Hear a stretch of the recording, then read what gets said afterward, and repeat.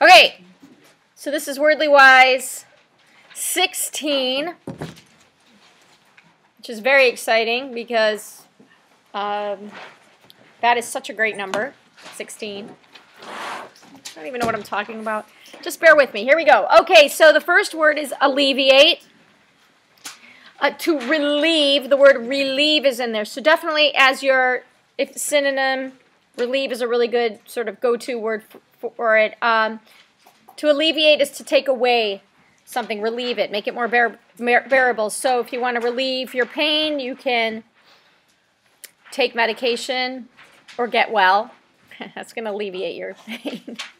All right, fine. Antidote. A remedy that relieves the effects of a poison. Anything that offers relief from an undesirable condition. Careful with anecdote. I hear people misuse this. They'll say the anecdote for something. It's antidote. So circle that word because that sort of separates people who have a more sophisticated education from people who don't. So an antidote actually takes away the poison of something or can cure something, but it's frequently used for the antidote for like a snake bite or something like that. Which, by the way, as an aside, my sister was one time bitten by a black widow spider, and people die from, I know, right? Because we don't even have those here where we live. And my sister lives in California, and she was bit by a black widow spider, and it was miserable. She was hospitalized and everything, and they had to, like, flush her system with some kind of antidote. You could write that down. Yeah, Mrs. Cat's sister had a black widow spider, and they had to actually give her an antidote for that, or would have been over. She is okay. Thank you for asking. That was Sophia who asked if she's okay, and she is okay. It was a long time ago. It was scary. In fact, you want to hear a story? I shouldn't be doing this, but I have to tell you the story. So I got bit by a black, and they took her to the hospital, and they like let her out of the car, or whoever drove her there, and and they called ahead and said, you know, she got bit by a black widow spider, and she like burst through the doors of the emergency room. She's like, who is gonna make me better? And they're like, oh, you're the one who was bit by the black widow, because I guess it's really painful. I guess it's as bad as childbirth, but everybody always says things are bad as childbirth, and, you know, what could be worse than that? I don't know. Okay, so,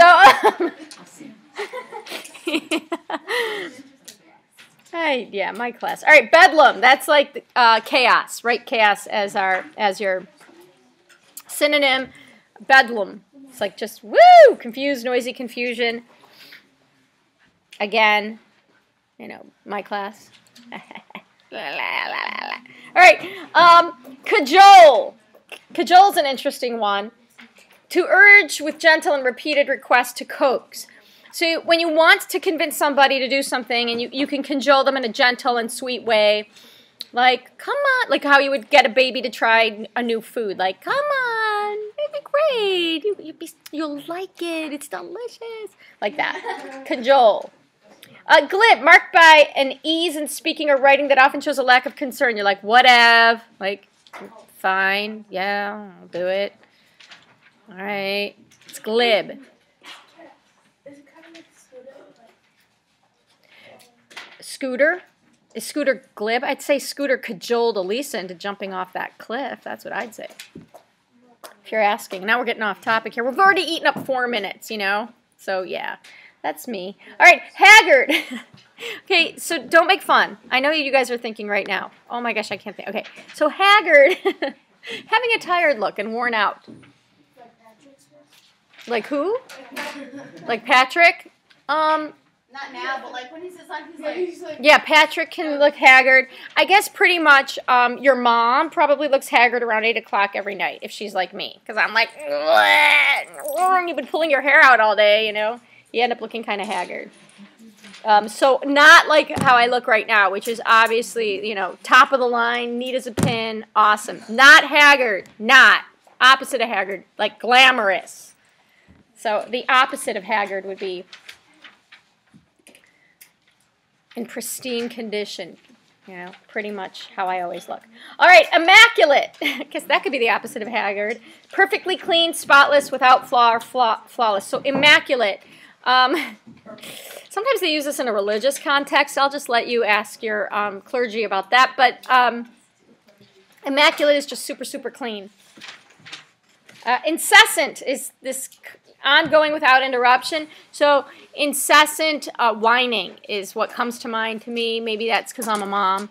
But when they like, please, can I go in the snow? Why can't I go in the snow? When can I go in the snow? No, is it okay? Can I go in the snow? Can I play outside in the snow? No, your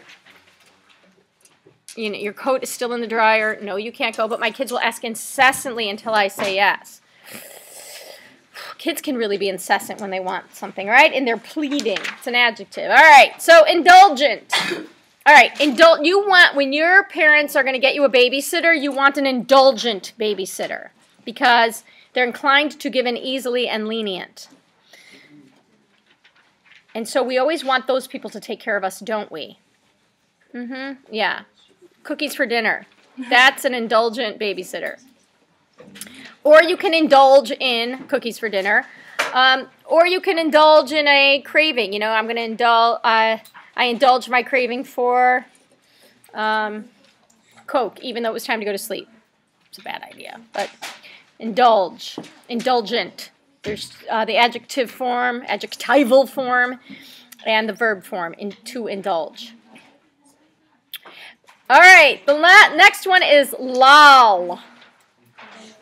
So, loll is to sit back in a relaxed way or to sprawl. And a lot of times your head will loll, like that. If a kid's head is lolling forward in their car seat, you know you don't have it on right, okay? Or when you're falling asleep, it kind of lolls. Raise your hand if you've ever heard the term lollygagging. All right, you have, all right?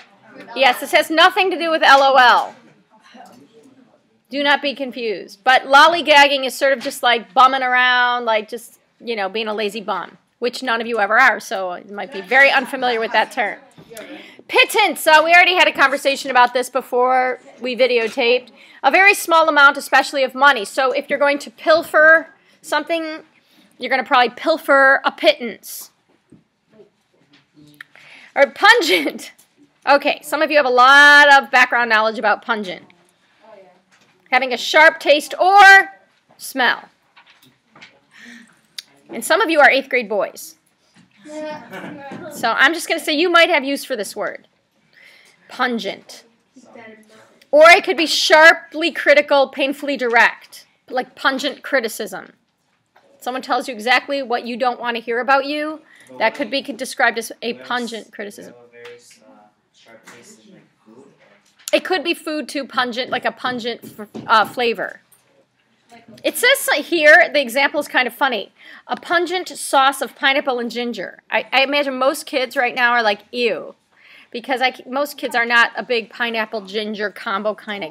My mom makes me a green juice and has pineapple and ginger. All right, so that's pungent. Okay, the next one, this is kind of interesting. Rue, R-U-E. To feel regret or sorrow over. And you know who uses this word a lot? Charles Dickens. Okay?